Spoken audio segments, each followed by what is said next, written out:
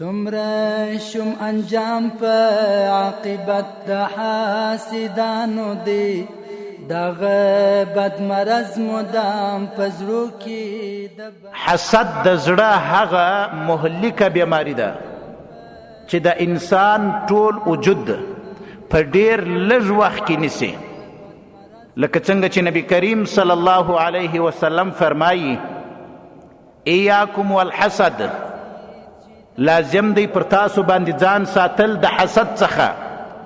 فإن الحسد یأکل الحسنات ځکه چې حسد دا نیکي خوري څنګه یې خوري کما تأکل النار الحطب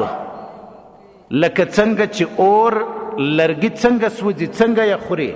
هم دغسې حسد چې دی دا نیکي هم داسې خوري